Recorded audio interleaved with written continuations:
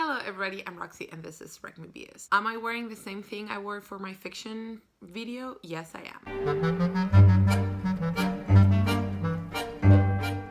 Today I bring you 11 best nonfiction reads of 2019. I could not narrow down this list any further. As I said in my past video, I've been reading a lot more nonfiction than fiction, so it's no surprise that it's harder for me to craft this list. So let's get on with it because there are lots of books to talk about. Let's begin. Number 11 is The Secret Life of Oscar Wilde by Neil McKenna. And I really love this book, but I would have to have a disclaimer. Neil McKenna has a very specific idea of what Oscar Wilde was like, what his relationships were like, and what his relationship with Bosie, his longtime lover, who basically was the cause of his imprisonment. And he has these ideas and he crafts the narrative to fit these ideas. Now, I'm not saying he lies. I think the facts are correct for the most part. There was one which I was kind of iffy about, but I do think it's an interpretation of the facts that is partly true, but also not completely true. Confronted with that, how can this be part of my favorite reads? Well, it's because it's so fun. It reads like a novel and it contains so much information. And it's not just a picture of Oscar Wilde, but a picture of his time in general. This is a very interesting book and I loved reading it, and I will revisit sections of this in the future, but it's not a good biography to start with. I think you should take everything McKenna says with a grain of salt. Then number 10 is the short story The Reality of Artifice, and though this is an academic book, it's very short. It's like 200 pages long, including notes, I think, and it's very accessible. It's all about the short story as a genre, its mythical origins, and its more modern. I don't remember when it actually stops, but it does get at least to the half of the past century, so it does span a long time. And the great masters of the short story and how it developed as a genre. I got this at first from the library because I felt like my short story course was really lacking and I really needed to learn more, and I loved it so much that I bought it. I realized I'm really sitting back. Before I was like kind of like this and my face was really closed. I don't know which one is better. It's just originally I was recording with glasses, and in order to not have the glare I had to like be like this the whole time, and then I realized I don't have glasses anymore. I can sit however I like. Anyways, this is very irrelevant. It's just something I thought. Then number 9 is Kitchen Confidential by Anthony Bourdain. These are the tales of Anthony Bourdain in the culinary underbelly. So basically it's his story of how he became a chef and what the crude side of the New York chef scene is like. But he also admits that that is not the whole story, that is only one side of it, and it's his experience, and it's so good. It was so well written. I was really surprised. And then at the end of the book, it said, well, Anthony Bourdain has written novels and 3 other memoirs, and I was like, oh, okay. A lot of things I don't know if I personally agree with in his life philosophy, but I do like that he's very critical of himself and he's very real. You know, he decides to tell this story and he decides he's going to tell it like it is. Then number 8 is a book that I'm going to reread really soon. It's a travel memoir called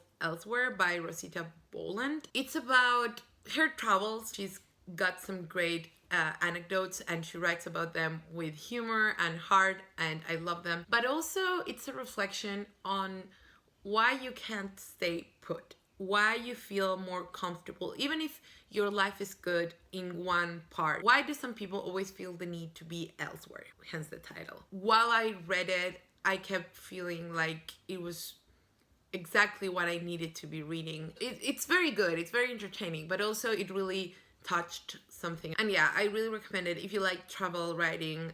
This is one of the good ones. Then number 7 is The Lives of the Surrealists by Desmond Morris. This was surprisingly great because it's a collection of biographies of surrealists written by like a late surrealist artist himself. I love collections of biographies because you get to learn a lot. So I was very excited, but I didn't expect it to be so entertaining because the biographies were written with such heart. And because Morris met a lot of the surrealists he mentions, he has some very unconventional or fun stories, and he really puts his voice into it. It's very beautiful, it's very well produced, and I think about it often, which does not happen usually with books of this nature. Really recommend it if you're interested in art, and especially, of course, surrealist art. Then number 6 is a collection of essays, Nothing is Real by David Hepworth. I discovered David Hepworth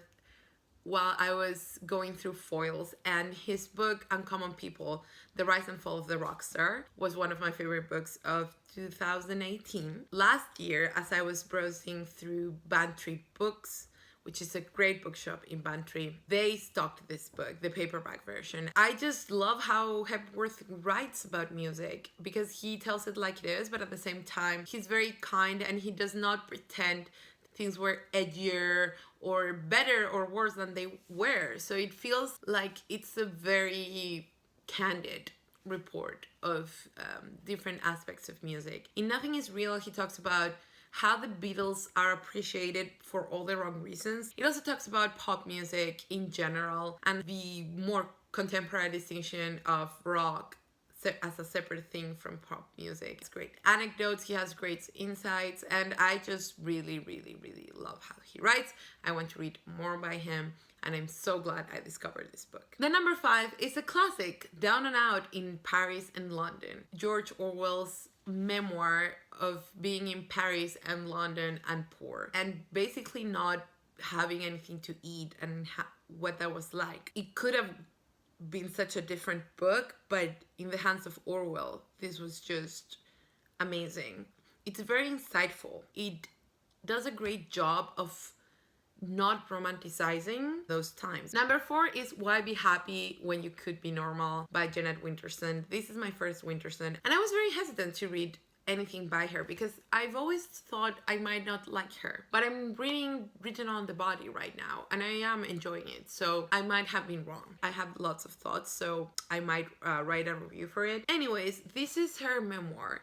It's her time growing up with an adoptive, extremely religious mother who thought she had a demon inside. And then when she found out that Jeanette liked women, she kicked her out of the house, and then they didn't speak. Winterson talks about her childhood, about her love for women, about how those experiences forged who she is now. So she also talks about her writing career, her relationships. It's so incredibly honest, but it's also so incredibly well written. It's just such a coherent narrative and still such a personal, intimate portrait. Number 3 is Utopia for Realists by Rutger Bregman. This is a philosophy / sociology book arguing in favor of working only 15 hours a week, universal basic income,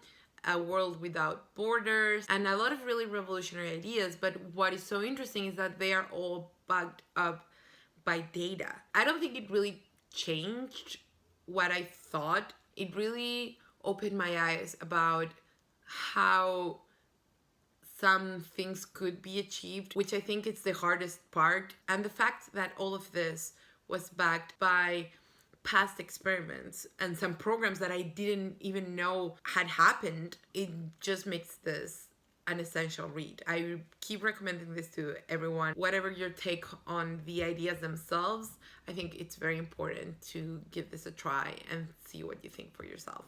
The number 2 is A Rather Haunted Life by Shirley Jackson.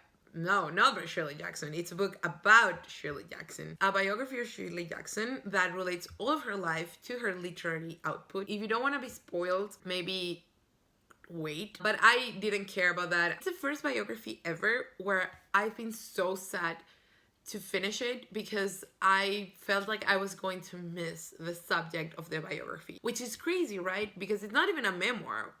But I just think it's so skillfully done that it does not only encompass Shirley Jackson, but also her husband, and also society at Bennington and what it was like. So it was just one of those biographies that you think, this is how it's done. And then finally, my number one favorite book. Everything else, it's kind of a loose list, but this was my absolute favorite nonfiction book. And it's right up there with my other two fiction favorite books. And it's Lost in Math by Sabine Hossenfeder, I want to say. I found out about this book because it was on a list of like best science books, I think, of 2018. And I saw a video of the author talking about it. And I was so impressed by her that I thought, I need to read this book. And this is basically a philosophy of science book about how the quest for beauty in physics has led research astray time and time again. Why do we assume that the universe needs to be led by beauty principles, especially when aesthetic principles cannot be asserted in a satisfactory way for scientific purposes? Yes, you can talk about symmetry, we humans like symmetry, but what does that mean? Especially when so much of the math and so many representations of the physical universe are actually metaphors. And so how can we be working at this level of abstraction and seeking or asking nature to be beautiful? It's just so interesting. And of course, I don't know anything about physics, but that's not the main focus. The main focus are the interviews with different physicists and what they think, how they work. She talks about how, because experiments are so expensive, there are not many theories that are being tested, and the ones that are being tested are always the mainstream ones. This creates an incentive to not work outside of the mainstream, which is a problem because then it's a sort of echo chamber of people basically postulating the same ideas, and so no breakthrough can ever be made. And this is a problem in a lot of fields, almost all academic fields, especially because we live in a society that's becoming more and more utilitarian in many ways. And so academia is asked to be useful and provide concrete outputs, and in physics that is really, really hard.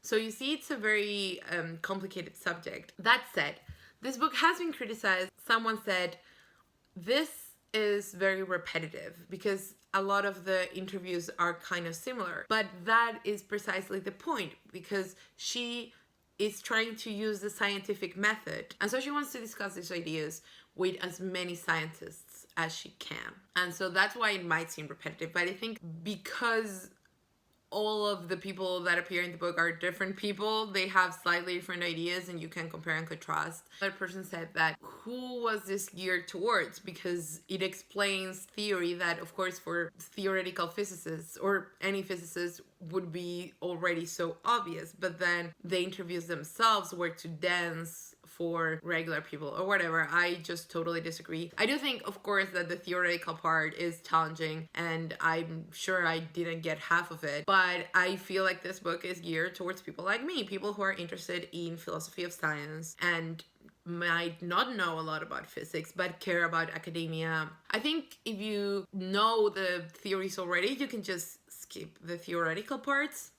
I think it's just such an insightful book. And also, she's very honest again. I've said this word a lot. Maybe I care a lot about honesty in books. But she's very honest and open about how disillusioned she's become with the field. Yeah, it's really, really good. And that's it. It was really hard to compile this list. I will return shortly with my Curious Reader 2019 reading challenge. I actually did finish that. I finished like the 30th of December, so I'm very, very proud because I did not think I would make it, and I did. And I'm also coming back with the TBR for 2020 Curious Reader's Curious Adventure. I'll leave the links down below in case you want to check that out. And that's it. See you next time.